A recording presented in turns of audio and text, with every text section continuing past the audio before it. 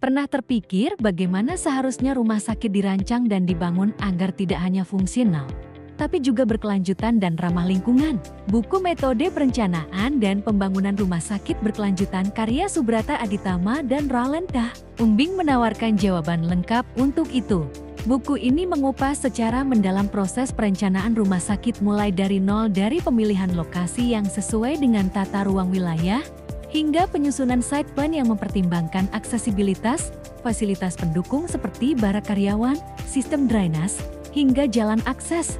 Tidak hanya struktur fisik, buku ini juga memberi perhatian besar pada infrastruktur vital seperti sistem kelistrikan, penyediaan air bersih, dan pembangunan reservoir.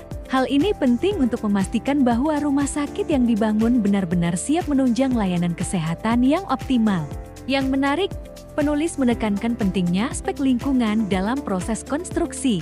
Misalnya, pengelolaan limbah, penanganan limbah bahan berbahaya dan beracun B3, serta keberadaan ruang terbuka hijau yang bisa menjadi bagian dari healing environment bagi pasien dan lingkungan sekitar.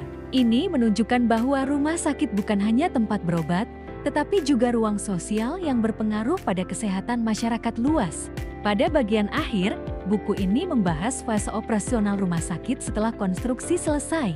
Penekanan diberikan pada pengelolaan fasilitas, mutu pelayanan, dan bagaimana keberadaan rumah sakit membawa dampak sosial budaya yang signifikan, sekaligus menjadi motor peningkatan kesejahteraan masyarakat di sekitarnya.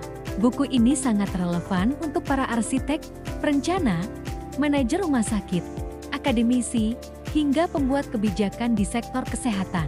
Ia menjadi panduan penting bagi siapa saja yang ingin membangun rumah sakit bukan sekadar sebagai fasilitas medis, tapi juga sebagai bagian dari pembangunan berkelanjutan. Dapatkan buku Metode Perencanaan dan Pembangunan Rumah Sakit Berkelanjutan sekarang juga di www.pustaka press id. Dan ikutlah merancang masa depan layanan kesehatan Indonesia yang lebih manusiawi, efisien, dan ramah lingkungan.